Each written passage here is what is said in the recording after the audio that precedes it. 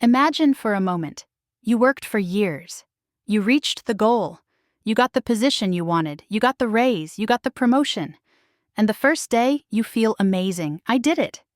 But then a week passes, a month passes, and you realize the happiness is gone. The success is still there. But the excitement is gone. The satisfaction is gone. Just emptiness. And you think, is this it? Is this what I worked so hard for? Here's the problem. Success doesn't make you as happy as you expected. Success gives temporary excitement. Then you return to baseline, and you feel empty again. So why? Why doesn't success bring lasting happiness? Think for a moment. How many times have you succeeded? How many times have you reached a goal? And how many times did that happiness last? Probably never.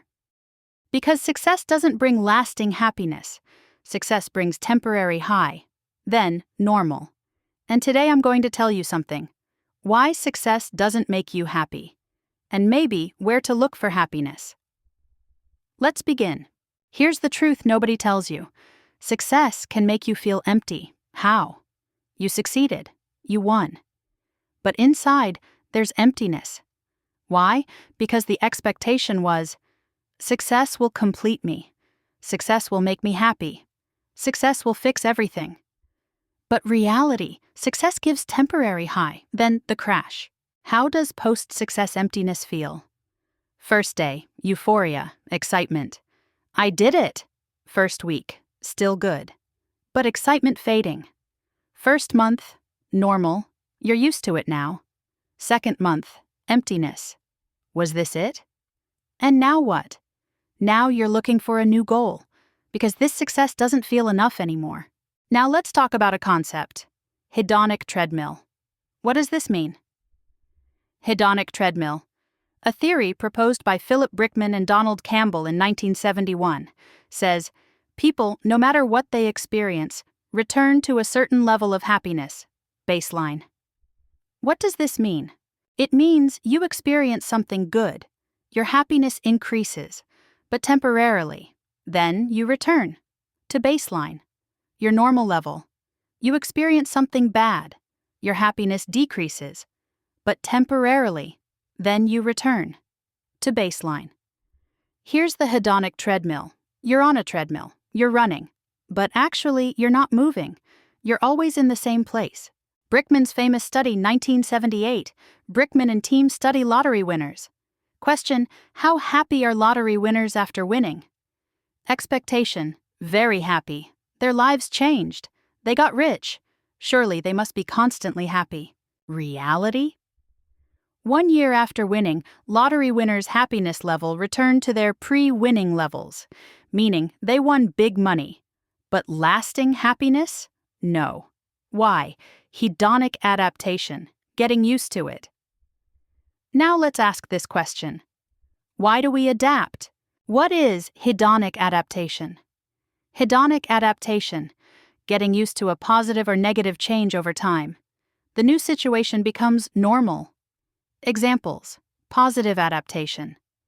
You buy a new car. First week, amazing. Second month, normal. You get a promotion. First month, excited. Sixth month, ordinary. You move to a new house. First month, wonderful. A year later, familiar. Negative adaptation. You lose something. First month, devastating. A year later, you adapted. You have a health problem. First period, hard. Over time, you adapted. Here's hedonic adaptation. Whatever happens, you get used to it. The new situation becomes normal. Now let's ask this question. Why does our brain work this way? Why do we adapt? Evolutionary reason, adaptation is necessary for survival. In ancient times, if you were constantly happy with the same things, you wouldn't progress. You'd think it was enough, and development would stop. But if you, no matter what you get, feel it's not enough, then you seek more. Better shelter, more food, safer environment. And this is an advantage for survival. But in the modern world, this mechanism creates problems. Because now, for survival, You don't need more salary, bigger house, more expensive car. But the brain still uses the same mechanism. Not enough, need more. And result? Never satisfied, constantly seeking more, but never happy person. Now another concept. Set point theory. What is set point theory? Sonia Lyubomirsky and other psychologists say every person has a happiness set point, a baseline happiness level determined by genetics and temperament. And research shows 50% of happiness is determined by genetics, 10% by life circumstances, money, job, house, 40% by conscious activities and attitudes. What does this mean? It means external successes, life circumstances, affect only 10% of happiness. The rest? Genetic baseline, 50%, and your conscious choices, 40%. Result, no matter how much success you achieve, you return to your genetic baseline, your set point. Got promoted? First month you go up, then you return. Won lottery? First year you go up, then you return. Here's the set point, your happiness thermostat. Whatever you do, you return to a certain level. Now let's look at this truth. When you reach a goal, what do? You set a new goal. Got promoted, good. Now the next promotion, bought car, good. Now better car. Moved to house, good. Now bigger house. And this cycle never ends. Why? Because you think, this goal didn't satisfy me, but the next goal will definitely satisfy. But reality? The next goal is the same. Temporary excitement, then adaptation, then new goal. Here's the trap. You're running. But the finish line is running ahead of you, and you can never catch up. The good enough line keeps moving. When you reach the goal, the good enough line moves forward. If I get this salary, it'll be enough. You get it, but it's not enough, because now more is good enough. If I reach this position, I'll be satisfied. You reach it, but you're not satisfied, because now higher position is satisfying. Here's the tragedy. Good enough is always one step away, and you can never reach good enough. Now let's make a critical distinction. Success is not happiness. What is success? Success, reaching external goal. Position, money, status, recognition, award. What is happiness? Happiness, internal satisfaction, meaning, connection, joy, peace. And the problem? We confuse success with happiness. We think, success, we're happiness. If I'm successful, I'll be happy. But reality, success doesn't bring happiness. Success brings temporary high. Then emptiness. Research. Harvard research.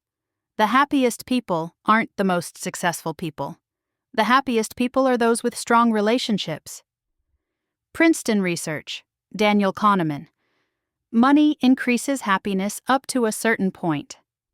After that point, money increases, but happiness doesn't. What's that point? Research says, when basic needs are met, sufficient food, shelter, security, more money doesn't bring lasting happiness. Here's the truth. Success is not happiness. Success is temporary excitement. Lasting happiness comes from elsewhere. Now one more distinction. External success versus internal satisfaction. External success. Position. Money. Status. Recognition. Possessions. Internal satisfaction. Meaning. Purpose. Connection. Growth. Contribution. And the problem? We focus on external success. Because external success is visible, measurable, comparable. But internal satisfaction, invisible, unmeasurable, incomparable. Result? We chase what's measurable, but satisfaction comes from what's unmeasurable. We achieve external success, but we don't feel internal satisfaction. And then we're surprised. Why am I successful but unhappy? Answer: because you're chasing the wrong thing. You're chasing external success. But what you need is internal satisfaction. Then there's this: social comparison. Comparison trap. What does this mean? You compare your success to others. I'm at this position, but they're at higher position. I earn this salary, but they earn more. I bought this house, but they bought bigger house. And result? Your success doesn't feel enough, because there's always someone with more. Relative deprivation. A concept in psychology. Relative deprivation means your happiness is determined not by your absolute situation, but by comparison with others. You earn enough, but if your friends earn more, you feel deprived. You have a nice house, but if your neighbor's house is bigger, you feel unsatisfied. Here's the comparison trap. You don't look at your own success, you look at others' success, and you always find yourself inadequate.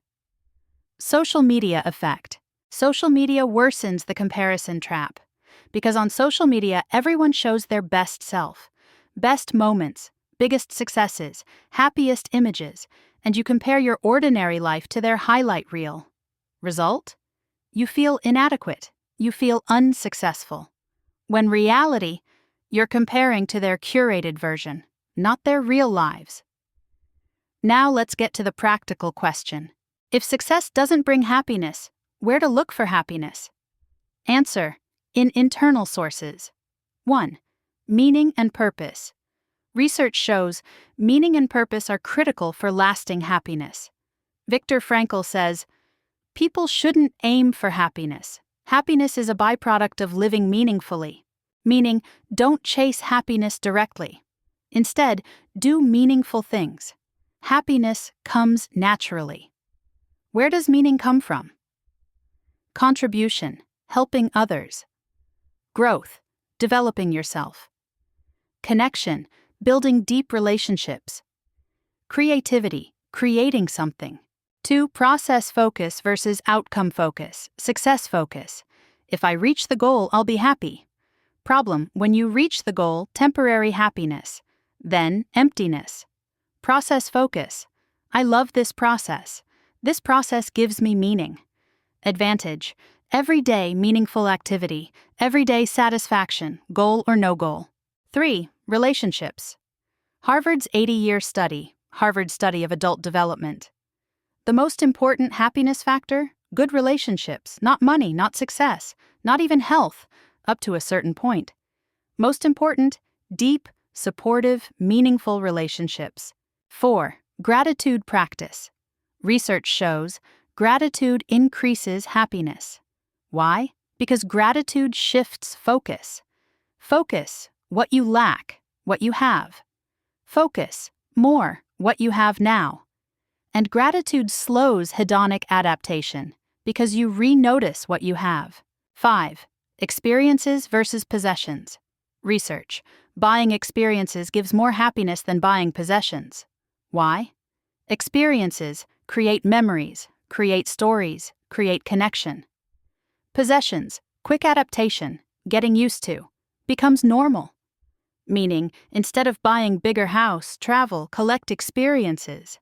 6. Your own comparison. Instead of comparing with others, compare with your own past.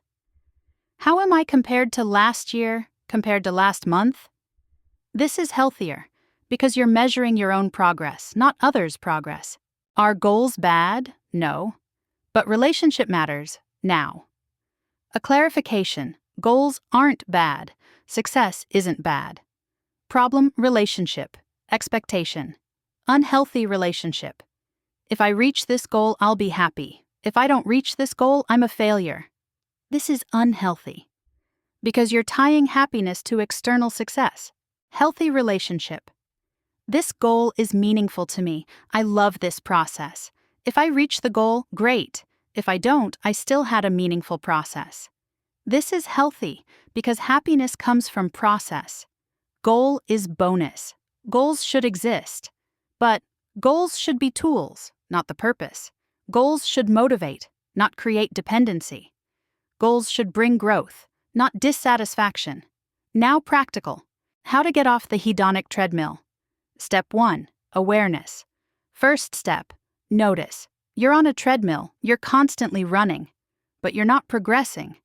Notice, The next goal won't make me lastingly happy either. Step 2. Adjust expectation. What do you expect from success? If your expectation, this success will make me lastingly happy.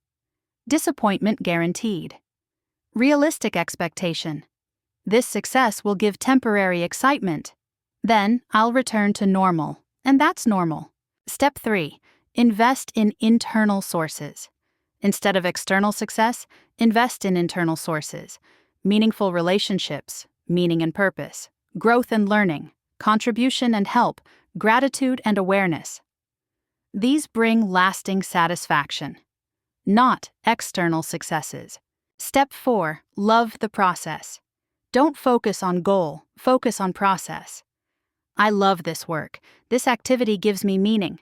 Goal or no goal, this process is valuable. Step 5. Stop comparing. Stop comparing with others. Compare with your own past. Am I better than last year? This is healthy. Step 6. Gratitude practice. Every day, practice gratitude. Notice what you have. This shifts focus from lack to abundance, and this creates satisfaction. Now a truth. Success is good. Success isn't bad. Success can motivate, can bring growth. But success alone doesn't bring lasting happiness. Success gives temporary excitement. Then, normal. Then, new goal. Never-ending cycle. Lasting satisfaction. Lasting satisfaction comes from internal sources. Meaningful relationships, meaning and purpose, process love, gratitude, growth. Tomorrow, try something. Think of a success and ask yourself, how long did this success make me happy? Probably short time. And then ask yourself, what in my life constantly satisfies me? Probably your relationships, your meaningful activities, processes you love. Here's the difference. Success is temporary. Meaning is lasting. Don't stop chasing success, but stop expecting lasting happiness from success. Instead, live meaningfully, love the process, be grateful, connect. And maybe happiness comes when you stop chasing success. Because happiness isn't a goal. Happiness is a byproduct of living meaningfully. If this video made you feel something, don't forget to subscribe. Because what I share here isn't quick fixes. It's deep understanding, meaningful living, and real satisfaction. Don't stop chasing success, but stop expecting lasting happiness from success. And maybe you can find real satisfaction